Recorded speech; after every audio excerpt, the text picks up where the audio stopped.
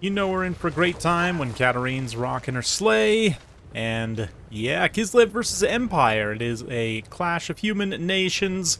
This replay is submitted by Umaiz. He's going to be taking Balthazar Gelt here, so Aster Legendary Lords for both sides. Slinging spells and everything else. We've got some Empire Knights here. Looks like plenty of state troops, spearmen, swordsmen, some huntsmen as well for anti-large range damage, and mortars for long-range anti-infantry. The AP is not the best. It's pretty good, although the explosive damage generally is pretty good against tightly packed infantry, and it looks like Kislev mostly going with that. They do have a few Kislevite warriors, but yeah, front line of armored Kossars, second line of regular Kossars, spears, and yeah, I've got some Streltsy as well mixed in with Kislevite warriors and the Oath Brothers of Tor, along with Katarine already running some disruption. Little hit and run charge here. Maybe gonna summon the what is it? The Frost Leopard, Snow Leopard, yes. In the back line, immediately start to pressure some of those huntsmen. She does take a Plague of Rust and is taking some huntsman arrows as well, only down to 50 armor on the sled with that, but the disruption is enough to at least momentarily kind of stop huntsmen from firing. You can see the Empire state troops pulling back, trying to get a better position. Meanwhile, the Kislev troops charging in. The Kossars could actually just stand and shoot their pistols right now as the Empire troops are retreating, get some really nice value, but instead choose to charge in melee. And we see the mortars also landing in the back line right now, going after the Streltsy. Yeah, they're in kind of a blocky formation, so their turn speed is enhanced, but that does make them much more vulnerable to explosive damage.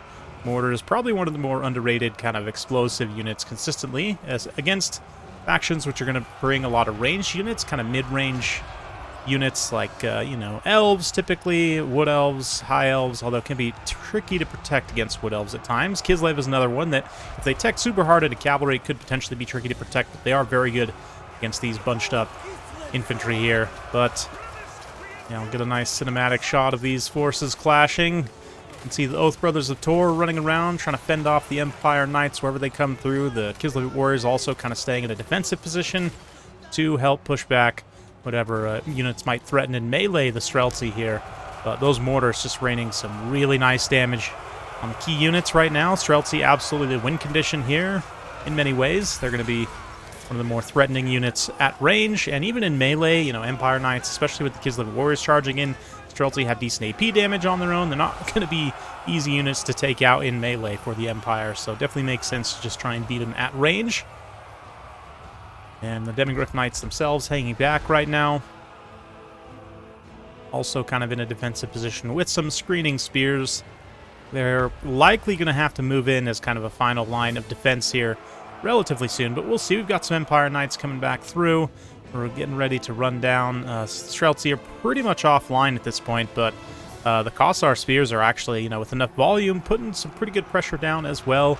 Kislevite bows are not the best APs in the world, but pretty good. I mean, they're, you know, on the better side of bows with 3 AP per shot. So definitely not bad with that big good of a volume of fire. They've got spears to defend themselves. But again, that lack of armor means they are quite vulnerable to the mortars, more so than the Streltsy, for sure. But Oath Brothers of Tor here are going to fight Demis, maybe. Demis try and force an engagement here. Not exactly favorable for them. Infantry support is on Kislev's side. And Oath Brothers are just more of a quality unit here with more cost and stats and everything. But we shall see.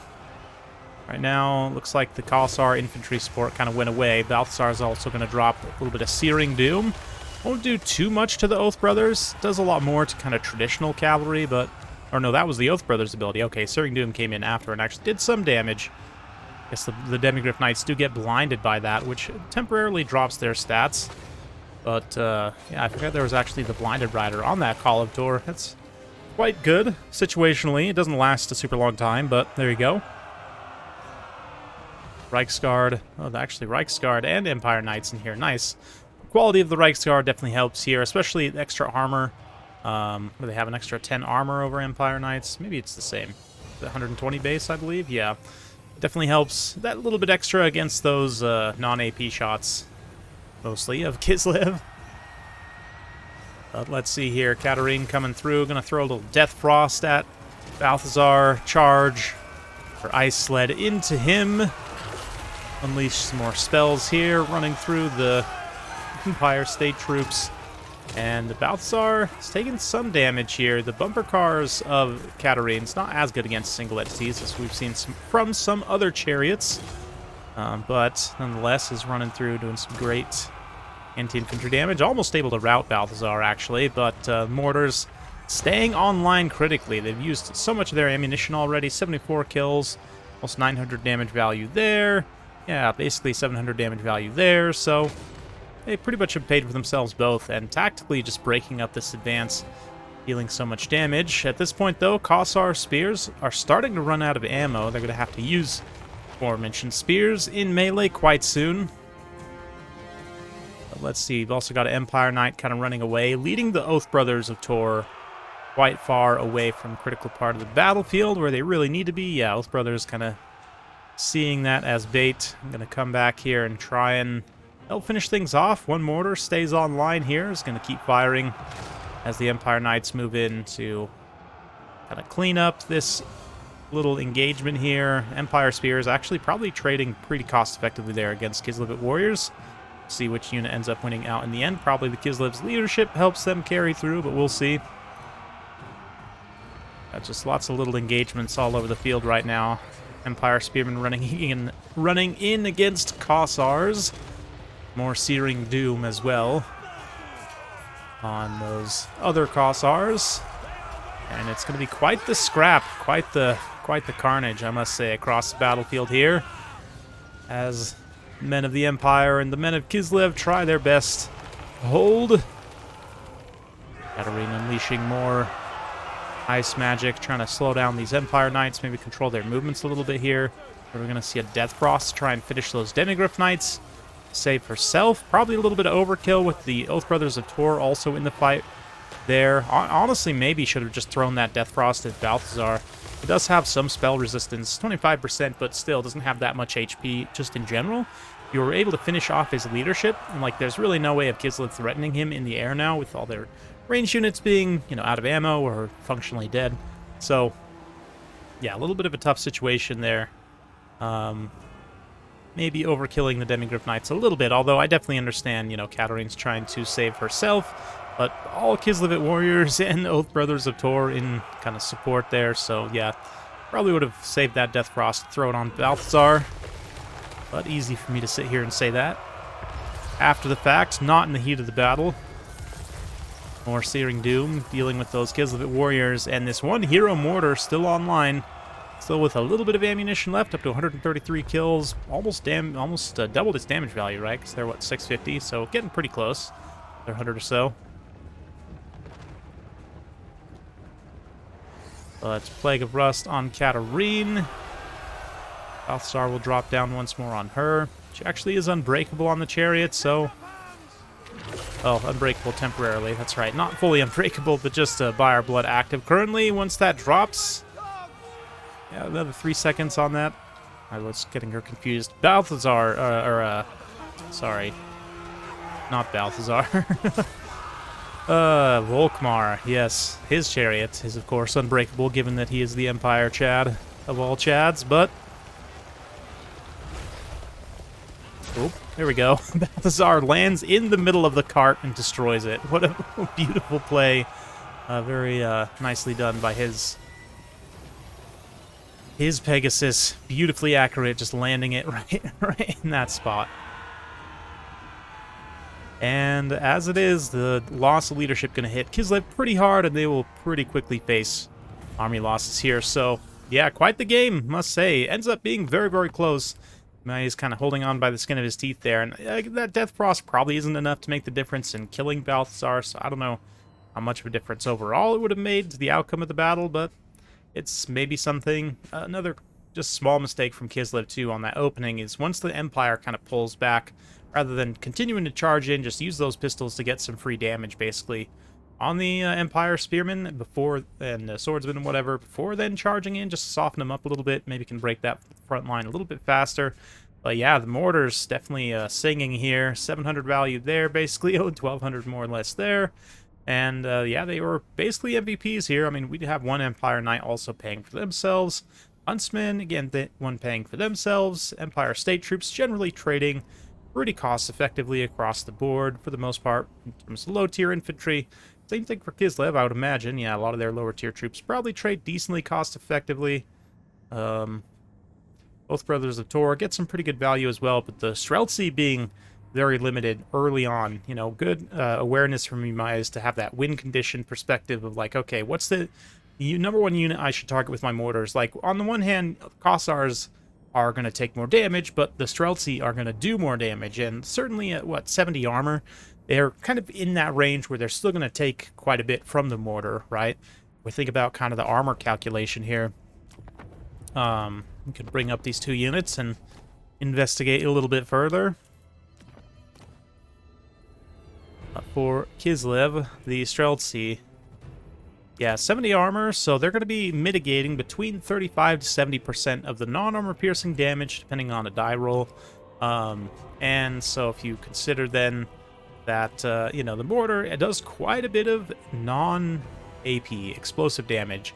You know, 35% of 60s, what, like, you know, less than, a little bit more than 20 maybe? Yeah, it's not going to be a ton. You're still taking quite a bit of explosive damage, you know, with the 16 AP added on top of that, of course. So, it, you know, on the 70 armor roll, on the higher end, certainly you're getting much more mitigation, you know, up to 40 plus, but still, you know, that's still going to be, yeah, I mean, solid amount of damage. Yeah, like, what, 36, potentially around 35-ish damage, you know, depending on armor rolls, yeah, all the way up to, yeah, like 56 or more, potentially. So, it is certainly something, that the, kind of that, you know, 50 to 70 sort of medium to, like, low heavy armor range is definitely one where high overall damage units can work quite well, right? If you're thinking about like a melee unit, something with high weapon damage, even if they don't have a lot of high, even if they don't have a lot of explicit AP, it's still going to be good at units within that, like, you know, 50 to 70, even 80 armor, especially if you can get some armor debuffs mixed in there, which is why, you know, we didn't see it there, but like had Kislev brought some more elite infantry, you know, something, Zargard 90 armor is still going to take a pretty good amount of damage, especially considering how much they cost. But especially, even like the armored Kossars 80, hit them with a Plague of Rust, not that you necessarily would, maybe you would if it was a specific elite infantry, you're trying to snipe them out, but yeah, I mean, just in general, the mortars, quite good against infantry. Most skirmish infantry, even like elite skirmish infantry, right? If you think about like Ice Guards at 50 armor, think about, like, again, elves, high elves in particular, mortars have historically been quite good against. Just as the Avalorn are also only 40 armor, right? So definitely works really well in units in that class. And even, you know, most traditional archers and infantry skirmishers, like if a faction can outduel the Empire at range and, you know, kind of has quality infantry, it can be a problem. So the equalizer for that mid-range engagement often is the mortar, and definitely should be respected. Only 600, actually. Wow. So, yeah, not even 650. Quite cheap to include, you know, a couple of these near build, and, you know, have some other elements to deal with whatever else you think you might face, given the matchup. But, you know, High Elves, Kislev, Dwarfs, their armor makes it a little bit trickier. You know, they have consistent armor across the board. Although, depending on the map, mortars can still be a viable choice. Something like Tomb Kings, I don't know if they're going to go super archer heavy against you. There's that matchup can go in a lot of different ways, but generally constructs are going to be a lot more scary.